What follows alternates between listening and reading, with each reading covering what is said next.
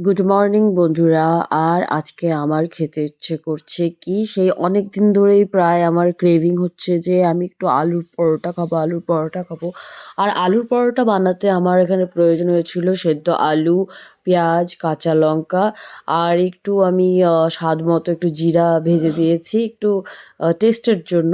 দেখা যাক কেমন লাগে। আজকে একটু নতুন করে ব্যাপারটাকে হলো যে আলুর পরোটার যে আলুটাকে আমি তৈরি করছি একটু নতুন করে, নতুন পদ্ধতিতে তৈরি করছি, কিন্তু দেখা যাক কি হয়। কিন্তু আমার তো আলুর পরোটা খেতে খুবই ভালো লাগে। আমার অনেকদিন ধরেই খেতে ইচ্ছে করছে আলুর পরোটা। কিন্তু আমাকে যতই কেউ মানা করুক যে, "তুই খাস না বেশি আলুর পরোটা", কিন্তু তবু একটা মানে আলুর পরোটার প্রতি যে আমার একটা টান, সেটা আমি কি করে বোঝাবো সবাইকে আমি জানি না। কিন্তু আমি এখানে তৈরি করে নিচ্ছি এখনকার আলুর ডোটা। একেকটা ডো তৈরি হয়েই গিয়েছে। আমার এখানে সবকিছুতে আমি পুর ঢুকিয়ে দিয়েছি আলু সেদ্ধর। আর এই যে বেলা হয়ে গেছে।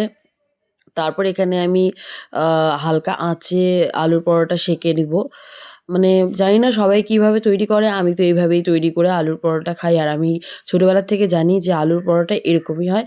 আর আমার খুব ভালো লাগে খেতে। তোমাদের ভিডিওটা কেমন লাগলো কমেন্ট করে জানাবে। টাটা।